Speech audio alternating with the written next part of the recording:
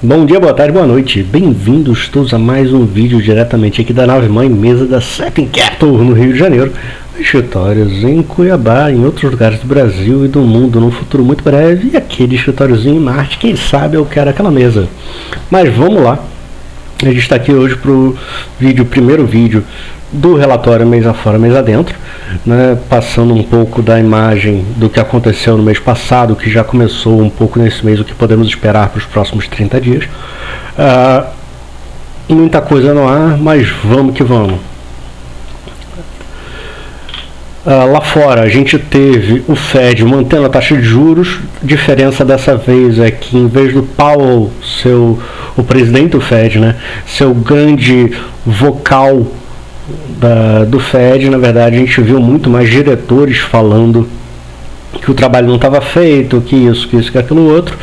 A grande verdade a gente viu agora no CPI na primeira semana desse ano. Agora o CPI, a inflação ao consumidor, vindo acima do esperado, mostrando de fato que a inflação está resiliente. Em contrapartida, a gente teve hoje o PPI, a inflação no atacado, saindo, mostrando que a inflação está no atacado reduzindo. O que a gente olha aqui? A gente olha que uma série de insumos, uma série de commodities deram uma fraquejada no mês passado, e aí sim a gente teve um PPI mais macio. Só que o setor de serviços, o setor de imobiliário segue fazendo no CPI uma grande pressão. E o que a gente deve observar com esse repique do petróleo que a gente está observando nesses últimos dias, uma nova puxadinha na inflação, juntamente com algumas coisinhas que estão acontecendo. Então é uma coisa que a gente tem que ficar de olho. E aí vem a questão do Fed bater de novo, que ainda tem trabalho a ser feito. Taxas de juros nos Estados Unidos e no resto do mundo deram uma cedida no mês de dezembro como um todo, só que no final do mês elas deram um pequeno repique, ainda fecharam amplamente abaixo do início do mês. Ainda existe a percepção do mercado de que há um afrouxamento da percepção monetária como um todo, da situação monetária.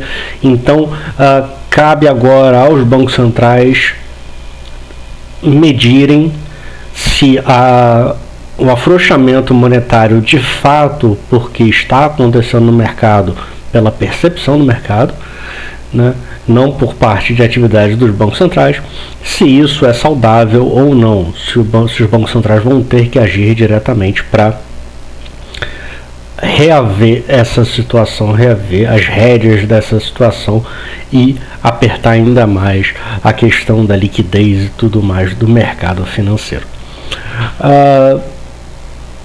Com isso, com essa volta de liquidez, a gente teve uma pernada de alta ainda no S&P, na Nasdaq, a Nasdaq que bateu o topo histórico, rompeu o topo histórico, o S&P ainda não. A Nasdaq e o S&P tiveram altas mais módicas, mas ainda assim bem relevantes, né? Muito impulsionadas pelas 7 fantásticas, Magnificent Seven, né, as magníficas 7 empresas de tecnologia hoje do Nasdaq e do mundo. Mas o resto do Russell 2000 e tudo mais, as empresas que representam efetivamente a economia global ainda seguem rastejando. Isso a gente viu na Europa, com vários dados muito fracos de atividade. Lá não tem nada bonito na Europa. Inclusive a gente teve um big shot do Banco Central Europeu falando essa semana que teme que a Europa, que a zona do euro entre em recessão. Já está há muito tempo, né? Ali na Arábia, na Península Arábica, a coisa está complicada. A parte do Hamas está um pouquinho mais calma ali na faixa de Gaza. Se posso dizer que está calma, está um pouco menos noticiosa, por assim dizer, porque as forças de segurança de Israel começaram a contra-atacar, a reagir, inclusive dentro da própria Síria, aos ataques do Hezbollah, que é um grupo também financiado pelo Irã. tal qual os Houthis no Iêmen e o Hamas na faixa de Gaza, ali na Cisjordânia. Então, basicamente, é Israel contra os proxies dos iranianos, né? Para melhorar tudo, para cereja no bolo, a gente teve talvez o país mais pobre da Península Arábica, o Iêmen, acho que é. Os rebeldes iemenitas, na verdade, o pessoal Houthi, que é uma galera que é contra a Arábia Saudita, é contra qualquer coisa um pouquinho mais moderna, eles consideram a Arábia Saudita aquele país que basicamente mulher só começou a poder dirigir a coisa de um ano atrás, que ainda se prende e se mata quem fala mal de Alá, e mais um monte de coisinhas nem um pouco legais. Os iemenitas acham que o pessoal da Arábia Saudita é avançado demais, progressista demais. Imagina o que esses caras são, né? Então, esses caras com essa questão de defender o povo palestino, o árabe, o islã, começaram a atacar uma série de navios que passam pelo pelo Mar Morto e pelo Estreito de Omã. Então, basicamente, a gente passa ali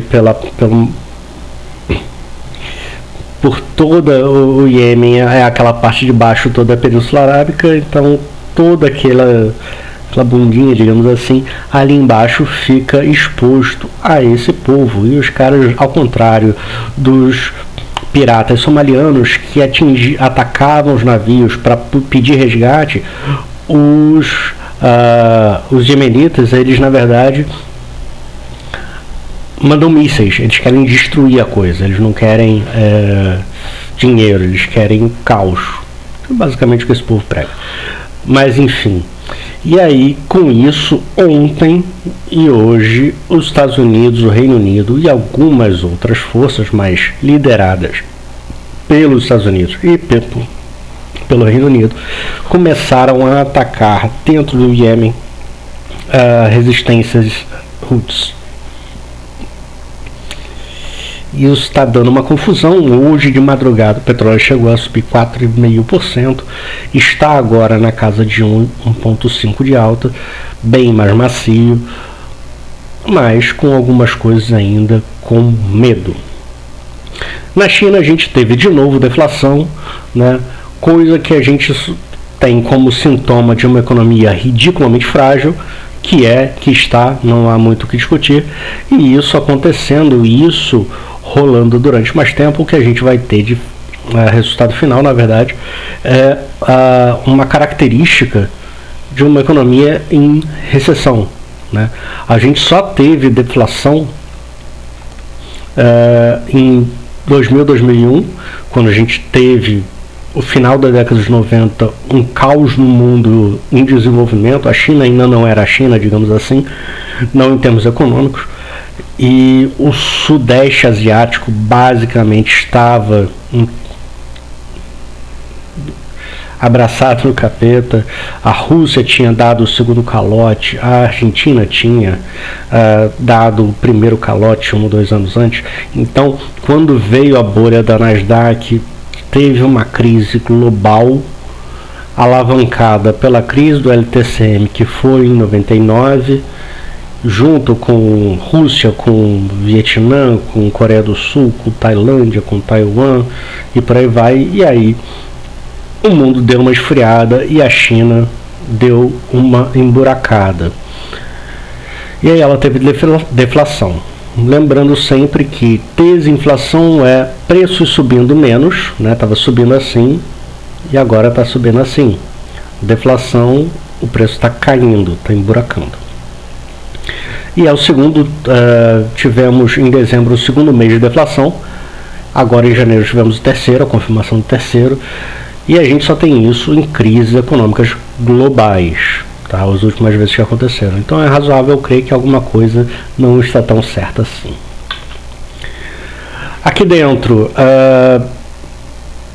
o governo meteu o pé pelas mãos algumas vezes, tanto é que a reforma ministerial está um pouco mais distante. E a principal atrapalhada foi o executivo não medir certo os egos dos alagoanos, né, do Lírio e do Renan Calheiros. Um grande capitão no Senado, um grande coronel no Senado, e o outro, presidente da Câmara, um dos caras mais importantes em termos de titularidade e de peso político no Brasil atualmente. Brigas muito grandes com relação a posições, vagas, lugares, empresas públicas e instituições. Eles tentaram, o governo Lula, como ele está tendo que ficar na frente, porque o ministro da Casa Civil não está muito bem visto por Brasília, o Rui está de lado, o Lula está muito na frente disso. E quando ele tentou dar uma de sou super-homem, ele pisou nos calos, em vários calos, e acabou que deixou o governo numa situação muito mais delicada do que era esperado. Para botar a cerejinha no bolo no final do ano, o governo, no apagar das luzes do final do ano, soltou uma MP, né, uma medida provisória, tratando da reoneração da folha de pagamentos, onde o Congresso já tinha votado a favor da manutenção da desoneração até 2027, e isso bateu mal pra caramba. A medida foi criticada por todo mundo, amigo do governo, inimigo do governo, quem não está nem aí para o governo, todo mundo reclamou, porque o Congresso já tinha feito um acordo com o governo e já tinha votado pela manutenção da desoneração. Isso tornou o Réveillon da galera muito ruim. No agro, a gente tinha um nível de chuva pequeno, mas algum em novembro, não foi esticado isso em dezembro em volume. O que a gente teve então foi a manutenção de uma perda de produtividade. Sim, agora em janeiro choveu um pouco, sim, algumas lavouras estão verdes, mas a quantidade de sementes, a produtividade das lavouras está amplamente questionada. Ontem de noite, conversando com o Felipe no grupo da mesa, eu levantei um dado e ele meio que concordou, mas ele trouxe outro dado, é que, por exemplo, no Mato Grosso a gente tem um histórico de 62 a 65 sacas por hectare. Hoje a gente ontem de noite, o que me levou a bater esse papo foi que houve uma pesquisa falando em alguma coisa como 50 sacas. Na pior crise que teve, a gente teve 39 sacas, ou seja, a gente está mais perto da pior crise do que do melhor ano. Tá certo? Então 50 é um nível muito baixo.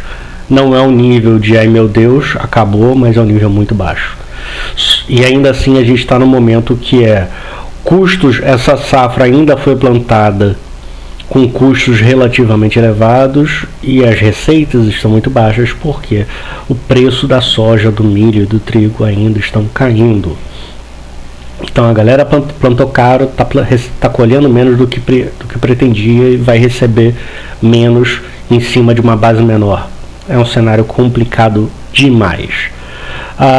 Banco Central, Bacen, continua falando em meio ponto percentual para as próximas reuniões, e tivemos na Bolsa um fluxo financeiro positivo dos gringos, mas vale ressaltar que Petro e Vale não foram as grandes vedetes desse final de dezembro. A gente teve Petro e Vale dando puxadas muito boas, lembrando que a gente tomou, por exemplo, Vale em 62, ela bateu 78 no meio do mês de dezembro, e Petro, tadinha, bateu até topo histórico antes de retrair um pouco.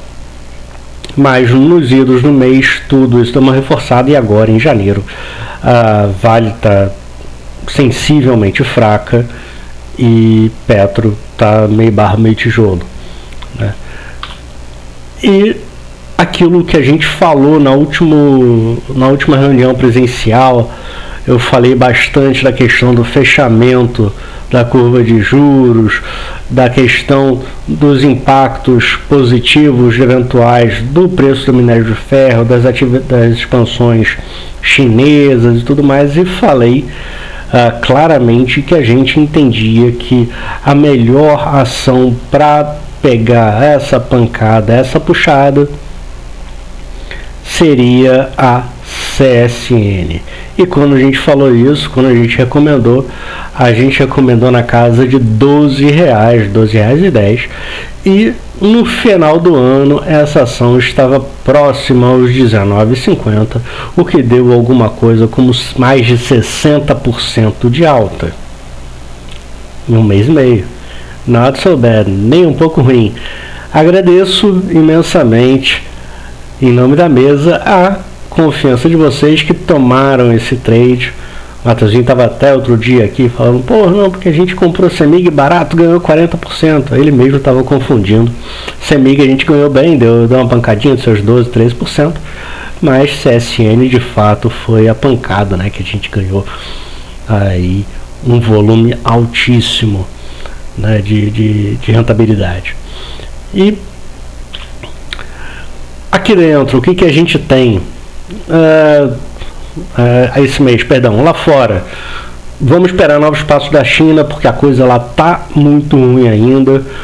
A grande questão que me bota temor agora é a questão do preço do minério para as bolsas internas, para os ativos internos. A gente está com trava de baixa em CSN, em Uzi Minas e alguns clientes em Vale, que a gente montou quando os papéis estavam lá em cima.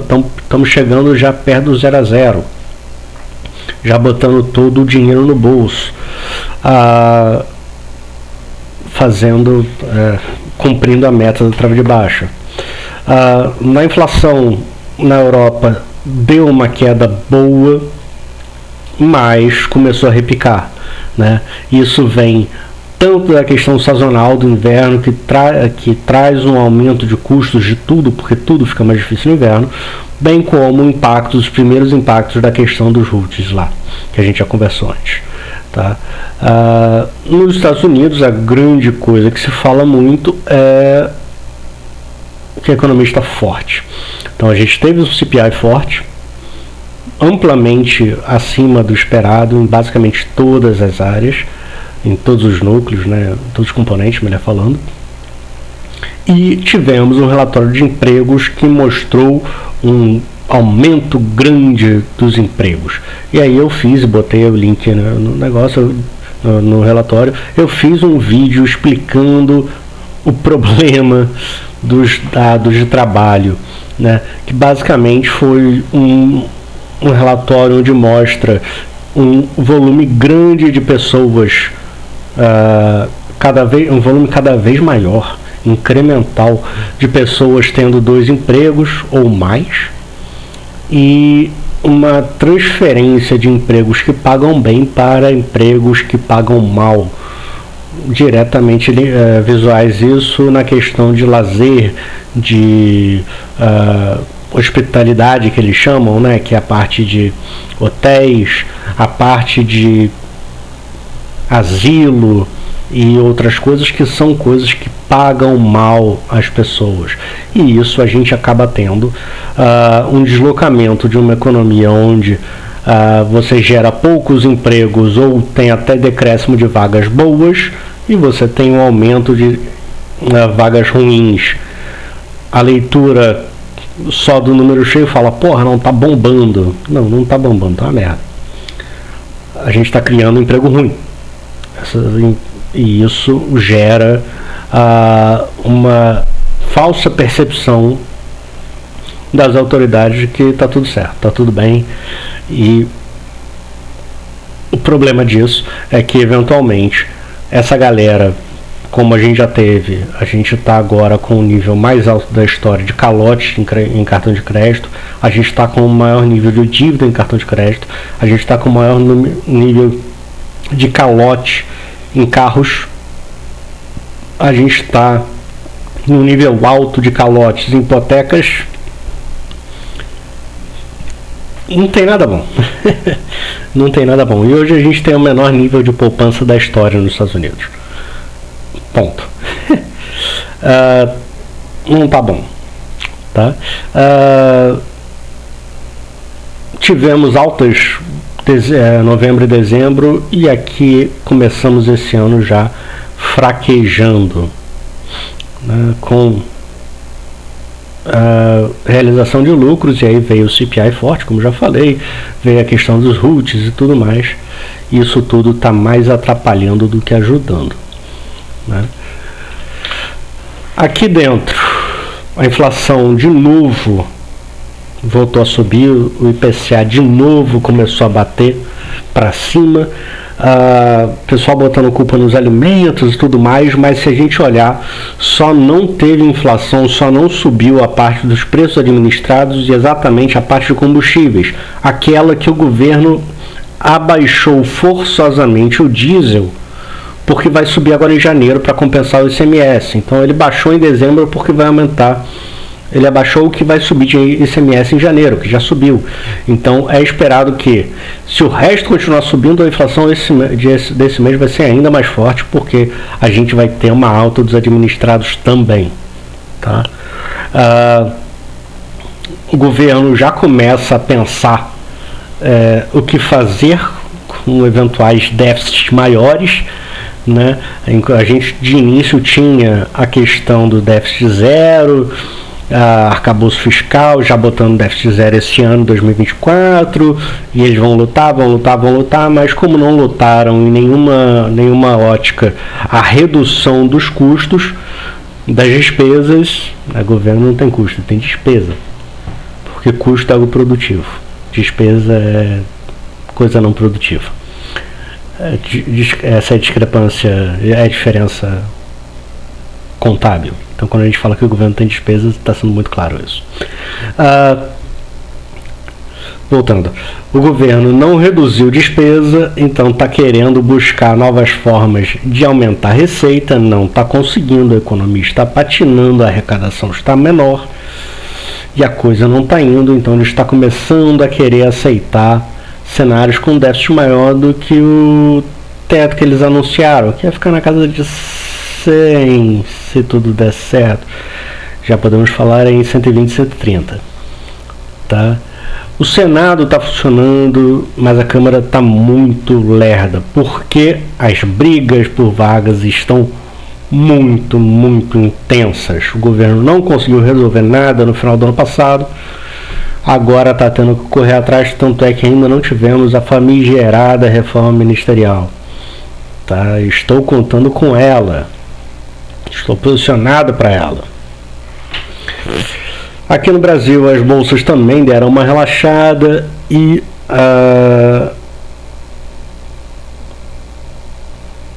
a grande questão é que a gente tem o IBCBR, que mostrou em dezembro uma retração muito grande, em janeiro já tinha uma retraçãozinha, então a gente tem um PIB que está trazendo um carrego negativo, né? E lembrando que o IBCBR é um termômetro, é uma prévia do PIB, e a gente está com o IBCBR já negativo, encolhendo, então a gente tem um carrego adentrando janeiro e fevereiro, que talvez pese muito mais ainda no mercado, né? A gente tem os juros lá fora nos últimos dias voltando a ceder, a gente tem o DI cedendo, a gente teve, por exemplo, nossa querida loja Renner hoje voltando ali para os 17 alguma coisa, mas ainda falta ganho de tração, ainda tem todo mundo com muito medo. Para melhorar a situação, a gente está com greve no Banco Central, a gente está com greve na Receita e tem mais uma meia dúzia de outros órgãos, como tal o IBAMA, que também entraram em greve nesses dias, e isso, no geral, gera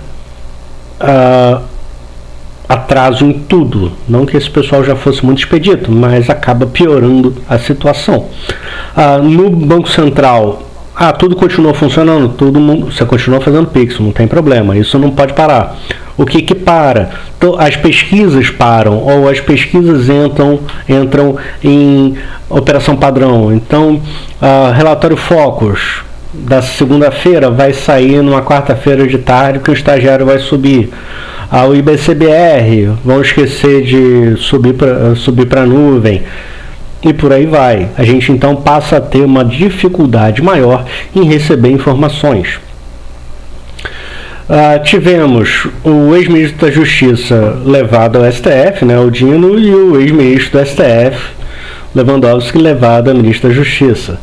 Um negócio assim, prefiro ficar quieto, né? Mas vamos lá. Então a gente tem uma situação em Brasília que segue complicando muito o mercado, tanto é que a galera está muito mais preocupada com o que acontece lá fora do que aqui dentro, porque se entende que de Brasília não vai ter muita coisa ajudando. O que se espera agora é que eles atrapalhem menos do que parece que vão atrapalhar.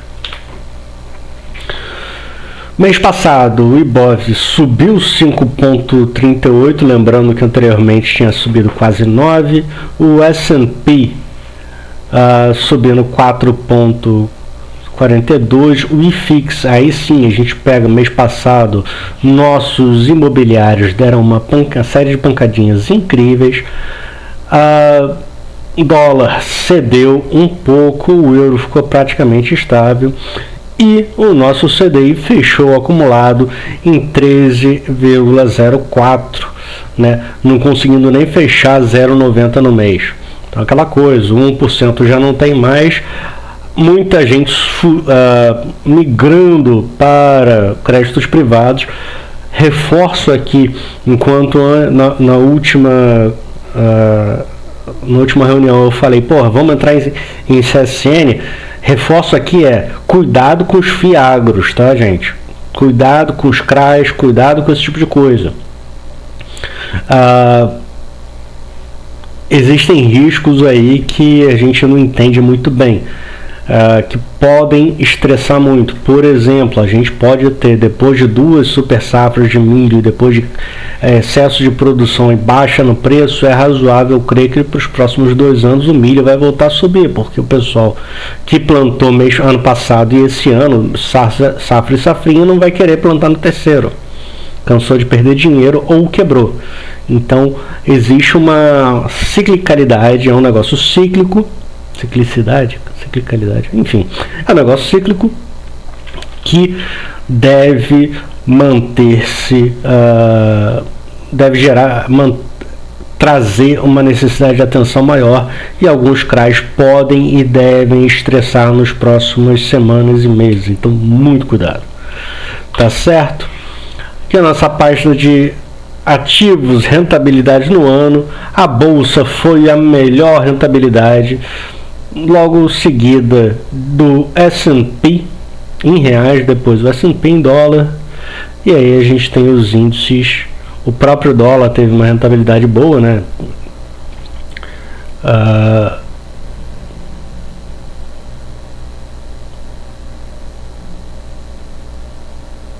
Perdão, estou falando besteira. A gente teve a melhor rentabilidade foi o S&P em dólar, depois a bolsa, depois sim as NTNs, os índices de renda fixa carregados, né? E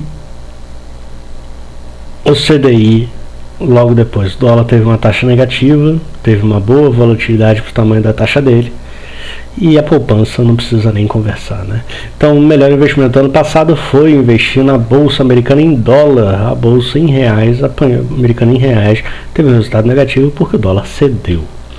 Então o cara que ganhou dinheiro foi o cara que comprou S&P aqui dentro e vendeu dólar. Ele ganhou juros, ganhou tudo. Fez um bom trade. Destaques de dezembro, eu esqueci de mudar ali.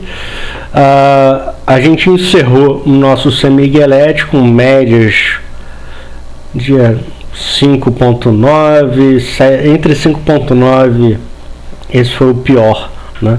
Até tivemos clientes que só estavam em CEMIG e saíram na casa de 12,5%. Quando a gente olha esses números aí, todos aí já levam em conta 2,3 aproximadamente de custos. Então, por exemplo, a nossa VVBR, o GPA, que estava aí a menos 1,98, significa que ela já está andando positivamente 0,3, tá? BBDC Itaú menos 3,29, isso cotação do dia 11, cotação de ontem. De fato, ainda está rastejando, mas entendo que mantenho a minha previsão de que essa operação de Bradesco Itaú vai ser uma das melhores, se não a melhor operação do ano. Operações iniciadas nos idos de dezembro e início desse ano. A gente tem a nossa querida 3R, que tão mal falada, já deu certo, já deu errado tantas vezes.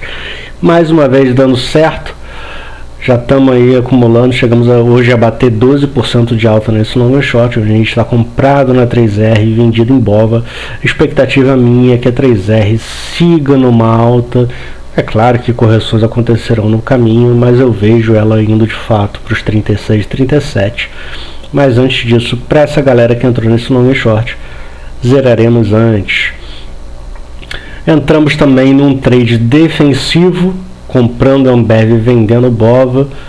A bolsa ainda não despencou, mas o que a gente tem de histórico é, nos dias que a bolsa corrigiu, esse par andou muito bem, tá? Então isso é algo que está no nosso radar. A operação que a gente montou antes de ontem, EQTL em ENGIE11, essa operação é uma operação que tem uma pegada quantitativa. A gente está começando a testar uma parceria com uma casa de análise quant. Então pego a minha pegada, a pegada dessa casa de análise, e a gente faz filtros. Lembrando que eu tenho mestrado em métodos matemáticos financeiros, então eu sei o que os caras estão falando e já peguei umas pegadinhas no malandro lá deles. Mas no geral o resultado deles histórico é bom e a gente já começou a andar esse trade. Tanto é que se não me engano, a Luana recebeu o ok de um cliente tarde, já tinha ido, e o par já estava na casa de 1% negativo só, ou seja, 1,3 já tinha andado, e a relação risco-retorno não fica interessante. Hoje adentramos mais um par muito interessante.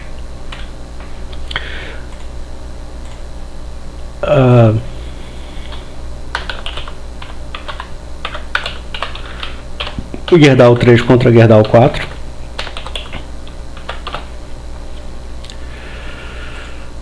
Botar em linhas. Tirar tudo aqui para vocês conseguirem enxergar direito. Basicamente a gente entrou aqui na casa de 1,6, já está perto de 1,7. Acho que saímos esse negócio na casa de 1,12. Historicamente, isso aqui chegou já em 1,32. Por que cai tanto? Cai tanto porque a Gerdau 4 tem mais liquidez, ela é a ação que tem mais gente comprando de fato, tá? E como há uma percepção da economia americana mais frágil e a Gerdau tem 53% da sua receita, da sua margem operacional vinda dos Estados Unidos, das operações americanas, o pessoal prefere sair dela, tanto é que a Gerdau, ante a CSN ou a Usiminas, nesses últimos semestres, nesses últimos meses, foi horrível, foi a pior de todas as empresas. Tá? Então, o que acreditamos? Acreditamos não que ela vai voltar para cá. No longo prazo vai, mas eu acho que ela vai dar uma namorada aqui nesses 1,12, 1,13. Tá? E é um trade muito interessante porque ele já está nas brelbas. Quando ele teve uma mudança estatutária que foi revista depois, ele chegou a exatamente essa faixa, ou seja, historicamente essa é uma faixa onde o desconto de uma ação pela outra tem uma margem de segurança muito grande, tá? Então essa é a ideia desse trade, tá? Felipe, pode vir para baixo?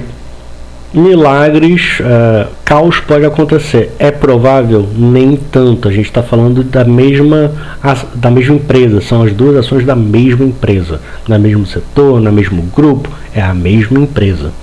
Tá? Então a gente entrou nesse trade. Beleza? Do que eu tô vendo para frente, o S&P 500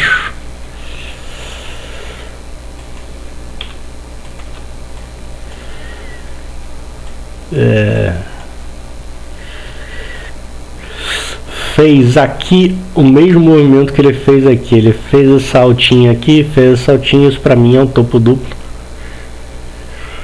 A gente tem um topo duplo num topo duplo, tá? Então basicamente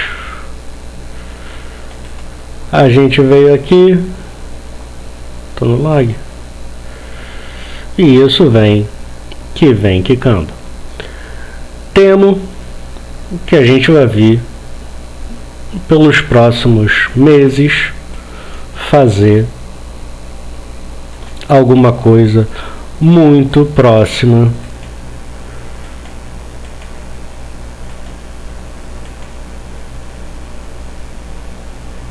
acho 13.200, tá? A minha meta tá em 13.200, mas não ficaria surpreso. Acho que a gente vem para mais baixo. Na realidade, deixa eu dar um zoom out para fazer bem feito. Eu acho que a gente vem perto. A gente vem fechar essa mínima da Covid aqui, essa gap aqui. A gente vem para 2.300 no meio do ano que vem. Esse ano a gente vem para 3.400. Tá certo? Aí depois dá um rallyzinho e depois termina de implodir. O Ibov. O Ibov, tadinho, tá fazendo uma figurinha não muito legal. Ele tentou respirar e bateu de novo e voltou. Essa figura não é legal. Esse candle não é legal. Olha, ele veio, tentou e não veio. Perdeu a linha de tendência de alta. Pum, pum, pum. Perdeu aqui essa LTA ultra agressiva. Já está vindo para cá. É provável que ele venha para cá. E não duvido que ele venha de novo para o 119, quiçá 112. Por quê? Porque a última vez que ele perdeu, inclusive, a média de 200 que eu falei para vocês, ele ganhou a média de 200 e explodiu. Ele saiu da onde? Ele saiu da faixa de 114, 113 e 111, 112 para 114. É razoável crer que se ele volte para essa região. Temos ferramentas para ganhar dinheiro assim? Sim! Tá certo? O que pode causar essa brincadeira? Valeta, tadinha, está na vala. Vale tá periculosa demais. Deve vir aqui namorar essa faixa aqui. Agora tem um gap aqui que é importante em 69. Se vier fechar esse gap, eu tomo o chopp, porque eu tenho uma estrutura que está morrendo aqui e outra que está morrendo aqui. Tem meta aqui para o final do mês. Se vier aqui, eu tomo o chopp e clientes vão ficar muito felizes. De fato, mas o que me preocupa é que a gente tem esse bicho aqui no 62, tá? Então isso me preocupa. Petrolina, Petrobras está bem por enquanto, deixou um gap. Esse tipo de figura eu acho esquisito, tá? Ela pode falar, tentou fazer um W, abortou o W a princípio. Tem um gap, tá frágil, ainda não fechou o mercado, mas está aqui numa situação onde já perdeu a linha de tendência de alta inicial no gráfico horário, tá? Notem que foi um negócio absolutamente violento. Perdeu, já testou e agora está lateralizando. Tem gap aqui, tem um gap entra aqui, mas tem gap aqui, tem gap aqui, tem gap aqui, tem gap aqui e tem um gapzinho aqui. E tem gap. Não, esse aqui já foi fechado exatamente aqui nesse ponto. Enfim, a Petrolina está numa situação que ela pode corrigir. Primeiramente, se ela corrigir, ela vem aqui para os 37, depois fecha esse gapzinho nos 36,50 na análise clássica. Se a gente olhar pelo PVPC e MIMAS e tudo mais, a gente vai olhar e descobrir que sim, se perder isso aqui, ele acelera e só tem alguma coisa para segurar ele aqui nos 35, 36. Então não estou tão errado assim. No diário a conta não está muito diferente não, tá, gente? Vamos aqui no 34, depois 31, enfim. YouTube, nosso querido YouTube. YouTube está num canal maravilhoso há um tempo.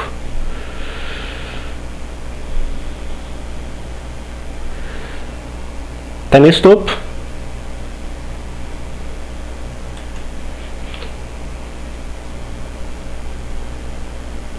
Estou começando a querer mostrar cansaço. Notem que os topos estão descendentes, os fundos estão ascendentes. A gente tem um triângulo aqui e pelo jeito tem mais coisa para baixo do que coisa para cima. Mesma coisa na Itaúsa. A Itaúsa está um pouquinho mais broxada, mas temos um potencial bem interessante, tá, de reversão, e a gente está estruturado, está montado para isso até o final desse mês. Se vier aqui, muitos clientes ficarão felizes. Nossa querida Ambev, resiliente, sobreviveu a questões tributárias, mas está lateralizada, sem muito gás. Redditor deu gás, lateralizou, e agora a gente tem uma série de